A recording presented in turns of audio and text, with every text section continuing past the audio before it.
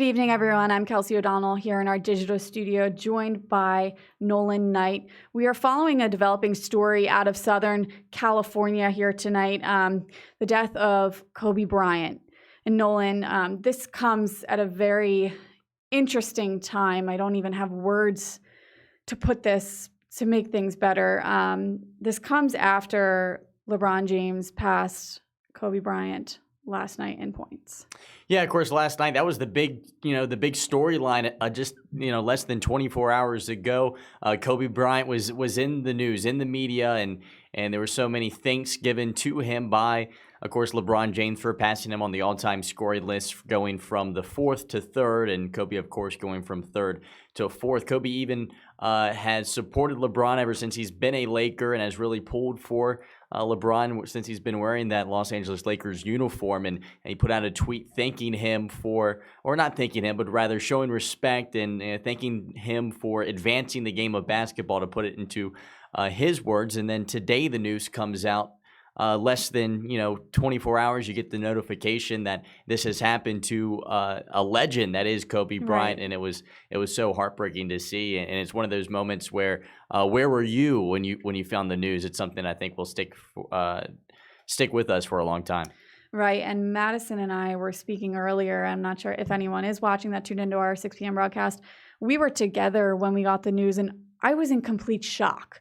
It almost felt like it wasn't real and that it was kind of a rumor going around. And I jumped up from my seat and ran over to my desk and did some more research and was like, wow, this is real life. Like, this is hitting pretty hard. So it's a very tough time, I know, for myself, for you in the sports world. Mm-hmm. I know I spoke in the newscast again. He's not just an athlete. He is a father. And before that, he was a son. He's a husband. He's a brother and a mentor to so many athletes across the country, that this really does come at such, there is no good time for this. No, not at all. And he was such a great asset for the sport of basketball. We're talking about a guy that was fluent in 3 different languages, could answer questions from Italian reporters and Spanish reporters and speak their native tongues back to them. And he was a genius on and off the floor. He was a great father, like you mentioned. He was the coach of his daughter's basketball team, which is where they were going to, of course, when the helicopter did go down, and he passed away with his daughter.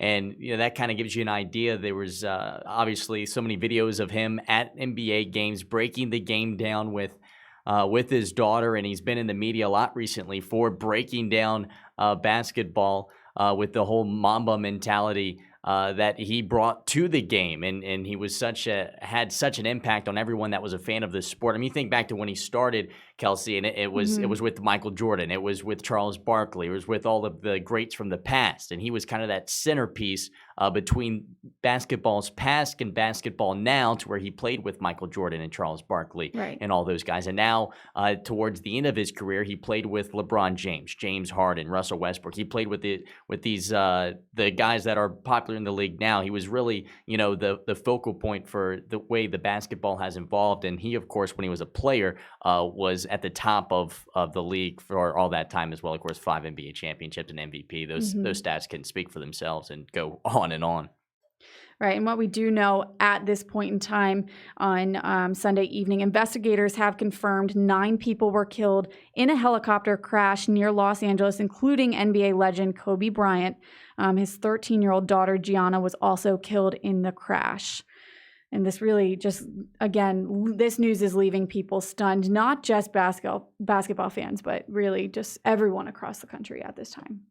Yeah, it just, like you mentioned, it doesn't come at a right time. It feels so strange to have a guy that's going to be in the Hall of Fame not be there for his Hall of Fame speech, which I think will hit when that happens, because what makes basketball such a cool draw is that its legends are still around the game. You think of Bill Russell and the impact that he still has till this day. Michael Jordan, of course, an owner of the Charlotte Hornets down the road. I mean, we're talking about guys that were legends, and the basketball is so interesting in that its players of past still have such an impact on the game, and not having one of the greatest players disappear from the game is, well, he won't disappear, but not be here anymore for the game is what's so strange and heart wrenching.